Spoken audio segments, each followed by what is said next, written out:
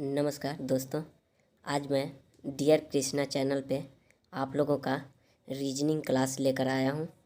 आप लोगों को आज मैं बताऊँगा कि डाइस में जैसे कि दो डाइस अगर दिया है तो मैं विपरीत दिशा कैसे पता करूं कि उसके विपरीत दिशा में क्या है। जैसे हम लोग का डाइस कभी लूडो जैसे खेले होंगे आप लोग, तो उस लूडो में आप लोगों को जैसे आ गया दो, तो दो की विपरीत दिशा में मतलब बैक साइड दिशा में पीछे की दिशा में क्या है छिपा रहता है, तो हम लोग को पता नहीं चलता है।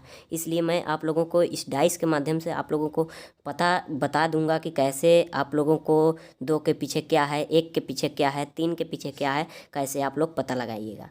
तो चलिए मैं देर न करते हुए आप लोगों को मैं डियर कृष्णा चैनल पे आप लोगों को बता दूं कि आज मैं डाइस का क्लास में आप लोगों को पूरा मतलब एकदम कंसेप्ट को क्लियर कर दूंगा कि आप लोग कैसे पता करेंगे। तो चलिए सबसे पहले मैं बता दूं कि आप लोग पहले देखिएगा, यहाँ पे दिया है 1 2 3 और यहाँ पे देखिएगा 3 4 5 दिया है। ठीक, मेरा इससे एक कॉन्सेप्ट बैठता है कि इसमें सेम अंक कौन सा है, पहला हम लोग को देखना है। अगर दो फिगर दिया है तो हमारा सबसे पहले देखना मान रहा है कि 3 इसमें दोनों फिगर में सेम है। तो सबसे पहले मैं 3 को यहाँ पे लिख लूँगा, एक ऊपर साइड एक नीचे साइड। ठीक, इसके बाद मैं घड़ी, आप लोग देखे होंगे घड़ी किस दिशा में घूमती है, उसी दिशा में घड़ी की दिशा से इस डाइस को भी घूमेंगे। तो सबसे पहले मैं 3 से स्टार्ट करूँगा और घड़ी की दिशा में घूमेंगे। तो यहाँ से मैं घूमते एक घड़ी की दिशा में घूम गया, तो सबसे पहले 3 के बाद मेरा आ रहा है 1, तो सबसे पहले मैं 1 को लिख लूँगा। इसके बाद 1 के बाद जो आएगा उस अंक को मैं लिख लूँगा। तो 1 के बाद मेरा आया है 2। ठीक, लिख लिया। अब मैं देखूँगा कि दूसरे फिगर में क्या है, उसी 3 पे हम लोग आएंगे जो कि सेम मिला है। वहीं से मैं फिर से घड़ी की दिशा में स्टार्ट करूँगा घूमना। घड़ी की दिशा में मैं ऐसे घूम जाऊँगा। ठीक, तो 3 के बाद मेरा इसमें 4 आ रहा है, तो मैं इसके आगे 4 लिख दूँगा। इसके बाद आगे की ओर बढ़ेंगे। इसके बाद 3 के बाद 4 आया, 4 के बाद देखिए आगे बढ़ते गए 5 आया, तो 5 लिख देंगे। ठीक, हमें पता क्या लगाना था कि 2 के बैक साइड क्या है।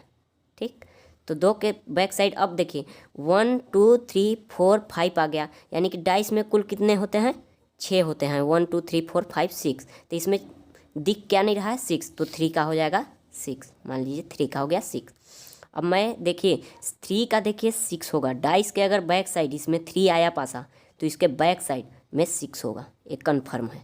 ठीक, और उसी प्रकार 1 अगर आया आपका, 1 यहाँ पे है, 1 के पीछे अगर इस डाइस में आप लोग देखना चाहते हैं क्या है, तो उसके पीछे यहाँ पे दूसरा डाइस में दिख रहा है 4। ठीक, अगर 2 का देखना चाह रहे हैं, हम लोग को पता क्या लगाना था कि 2 का बैक साइड में क्या है, तो 2 का देखिए यहाँ पे 5 है। मैं आसानी से पता लगा सकता हूँ कि 2 का बैक साइड में 5 था। ऐसे हम लोग पता नहीं लगा सकते थे कि 1 का क्या होगा, 2 का क्या होगा। अगर 2 का मैं पूछ देता कि इसमें क्या है, तो आप लोग क्या बताते, 3 बताते, 4 बताते, 5 बताते, क्या बताते, आप लोगों को तो क्लियर रहता नहीं कि बता पाते। इसलिए डाइस के माध्यम से मैं इस तरीक़ा से अगर आप लोग बताएंगे तो आसानी से बता सकते हैं। अगर हम लोग दूसरा क्वेश्चन आप लोग से पूछ दें, एग्जाम्पल के तौर पे फिर से मैं पूछ दूं इसी क्वेश्चन को, तो आप लोग कैसे बताएंगे। ये देखिए डाइस मैं बना लेता हूँ, 2 फिगर डाइस का मैं बना लेता हूँ। इसके बाद आप लोगों को इसमें फिल कर देता हूँ। ठीक, इसमें मान लीजिए फिल कर दिए हम 2 3 5, और इसमें फिल कर दिया मैं 6 के बाद मैं फिल कर दिया मान लीजिए 2। ठीक, इसमें फिल कर दिया 4।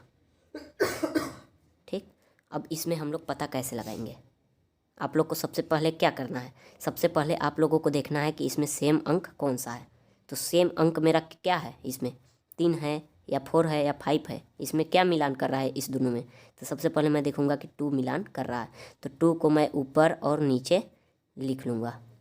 ठीक, तो 2 को मैं इसमें क्लॉकवाइज घूम जाऊंगा। ठीक, तो सबसे पहले क्लॉकवाइज घूमने के बाद मैंने कहा था कि जिस भी अंक आए उसको लिख देना है। तो 2 के बाद मेरा आ रहा है 3, और 3 के बाद आ रहा है 5। 5 को लिख दिया। इसके बाद आप लोगों को इस डाइस में उसी 2 के यहाँ से घूम जाना है क्लॉकवाइज घूम गए।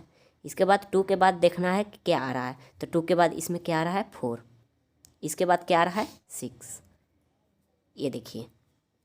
और इसका मैं क्या बोला हूँ कि इसमें क्या होगा 2 का, तो इसमें ये देखना है कि इसमें कौन सा अंक नहीं आया है, यानी कि इसमें 2 भी आया, 3 भी आया, 4 भी आया, 5 भी आया, 6 भी आया, लेकिन 1 नहीं आया है, 1 छिपा है।